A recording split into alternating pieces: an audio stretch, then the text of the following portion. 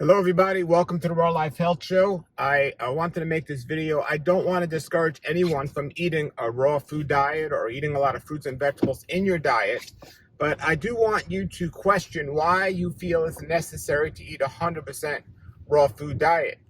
And the question is 100% raw food diet for everyone? Now I could share with you my experience and why I started eating 100% raw food diet is because I was diagnosed with an illness, ulcerative colitis, also known as Crohn's disease, inflammatory bowel disease. And the doctors to this day are still against a raw food diet or in general for saying there's no connection between diet and inflammatory bowel disease and so on. I've met people who said they tried the raw diet and they weren't successful in healing inflammatory bowel disease. Look, I know my situation and I know I got better by eating just fruits and vegetables and nothing else. And there are many different ways to do it. There's many different amounts to do it in terms of sugars, fats, and so on. But and blended juicing versus juice feasting and all these and fasting. But we all have to experience what our bodies are going through and decide in our mental state if that's what we want to do in the position we want to put ourselves in. Now, one of the people I know, Dr. Fred Bish, who's been on a raw vegan diet for 60 years, 100%, and he's in his 90s, told me most people don't do this long term, and eventually people stop, and it's more dangerous to go back and forth than to have never started an all raw diet to begin with.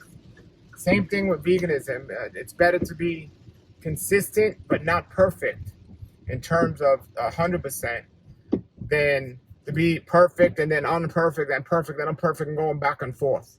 That's more dangerous than eating less than perfect, not 100% vegan or 100% raw, but doing it in a healthy way consistently.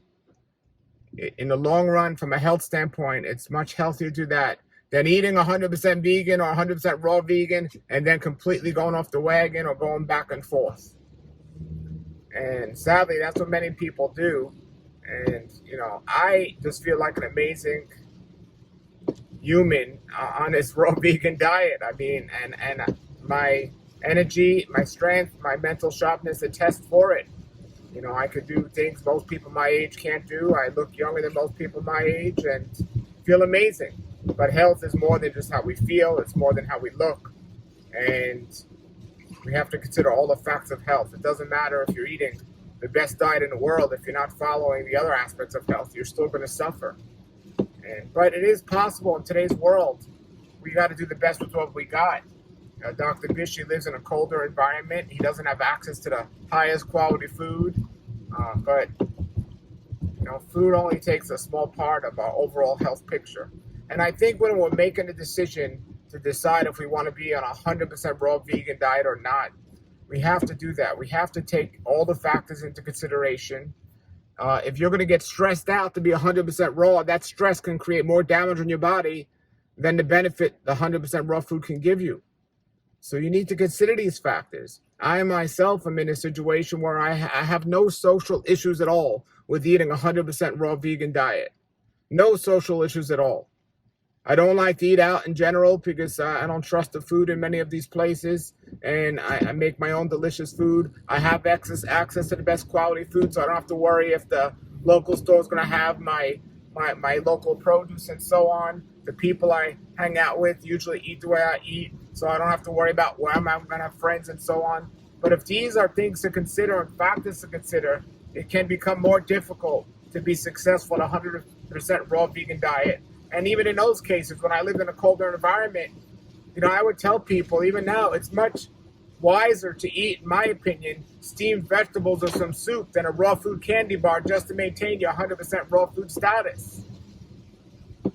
I don't like to give labels in general, but when the people try to say I'm 100% raw vegan and I see them eating those candy bars and the raw vegan junk food to maintain the 100% raw vegan status, and they want to stay away from the steamed vegetables because cooked food's poison, they say. It's like, well, that raw food candy bar is not doing you much help either. So, you gotta use wisdom when we make the decisions we make. If you're in a colder environment, it's possible to eat 100% raw vegan. I did it for many years in New York. So it's possible, but, you know, we want to consider all the factors.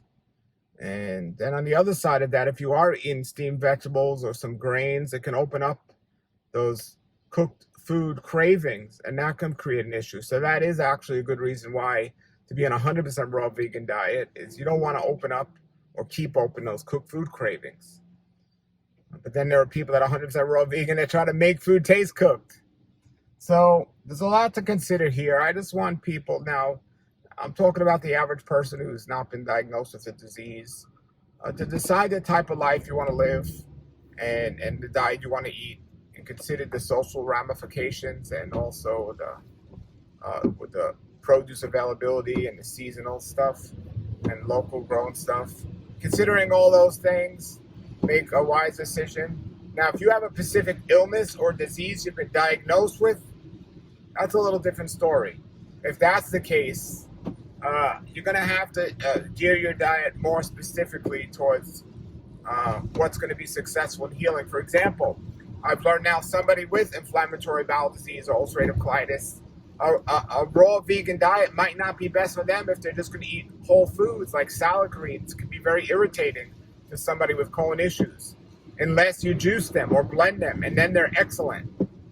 So, you know, you gotta know what you're doing here. There are other diseases. Fruit is a wonderful food, but if you have a sugar-related illness, or you're eating processed sugar of any form or dried fruit of any form, then even fresh fruit can become too much sugar and create a problem. So now fresh fruit is not bad. You can, you know, run marathons on a small piece of fresh fruit and be the unhealthiest people around. So, but when it comes to a disease, you got to definitely consider what you got, how you got it, and how you're going to get better. And diet is an important factor when it comes to disease and illness. So you want to make sure you're doing the best geared towards that diet. But in general, I have found, for me, the raw vegan diet 100% works best, considering all these different things.